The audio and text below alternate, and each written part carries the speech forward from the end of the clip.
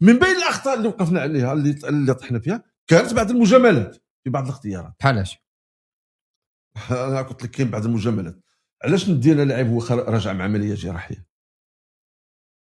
علاش ندينا لاعب راجع مع عمليه جراحيه؟ مثلا اللاعب السبعي فين شفتو؟ يعني فوقاش تبعناه على بار اكزومبل. علاش انا ندينا الحارس الثاني ديال الفريق الوطني المغربي هو العام كله هو مصاب مع فريق نهضه بركان، ما كانش عنده نتيجه مع نهضه بركان. كانت بعض الاختيارات. علاش ما نديش اخوماش اللي لعب الفينال ديال كونترا شادي رياض مثلا؟ علاش ما نديش البوفتيني؟ كاين بعض الاختيارات اللي ما كانتش سليمه. دونك خصنا نديروا واحد النوع ديال التقييم موضوعي شجاع دقيق. كاين نجاحات كثيره وكثيره جدا جدا جدا في التجربه ديال السي محمد وهبي، ولكن كاين بعض الاخطاء تكون عندنا الشجاعه.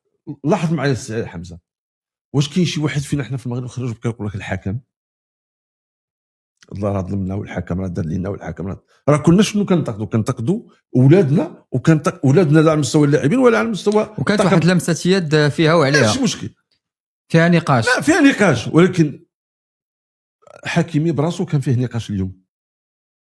كل انا جيك السؤال ديال حكيمي. دياز راه كان فيه نقاش في كاس العالم كله.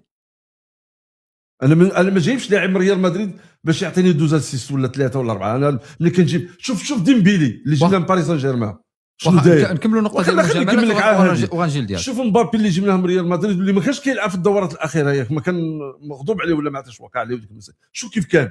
دونك انا بالنسبه لي كانت بعض المجاملات يجب تصحيحها، يجب الوقوف عليها.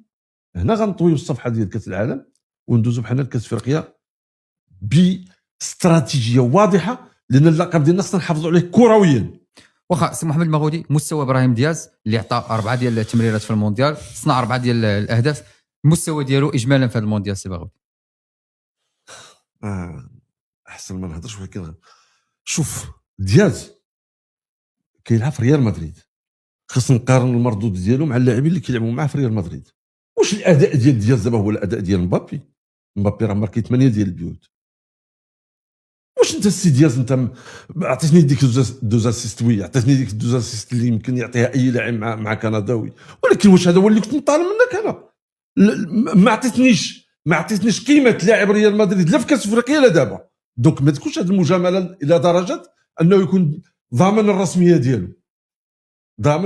انا معاه انه يكون في الاختيارات ديال اللائحه، ولكن ماشي بالضروره يكون هو الرسمي. ويوم امس طالبتي في البرنامج استوديو المونديال قلتي هذه مباراه ابراهيم دياز، وجهتي رساله مباشره عبر الكاميرا الخاصه، وقلتي على انه اليوم خصنا نشوفوا ابراهيم دياز وسفيان رحيم. لا شفنا في تيران ما شفنا حتى حاجه. هو اليوم صعب على انك زعما تحكم على اللاعب ولا لاعبين، لانه 10 لاعبين ما كانوش في تيران، الفريق كله اليوم كان تائه. شو السبب سي هشام؟ السبب ربما تدبير المقابله، السبب ربما على انك غيرتي بعض المراكز. النظام اللي اختار محمد وهبي هو اللي خلى لاعبين يختفوا وما نشوفوهمش. بعض الاحيان كي تكون عندك واحد التشكيله متجانسه، واحد التشكيله تتفهم بعضها البعض، ممكن انه يعني تغييرين كافي، لانه ملي كنتي تشوف جميع المنتخبات كيلعبوا بنفس التشكيله بنفس الطريقه، ماشي حتى المباراه مصيريه عاد ممكن انك غادي تدخل ريال غوش غادي ديروا فلاكس، ومن بعد يعني غادي تمشي تدخل ايلي غوش اللي هو الخنوس ديروا كمهاجم وهمي، وبان اليوم على انه ما ضبطاش بشكل كبير. ابراهيم دياز كان يعول عليه على انه يهز المنتخب الوطني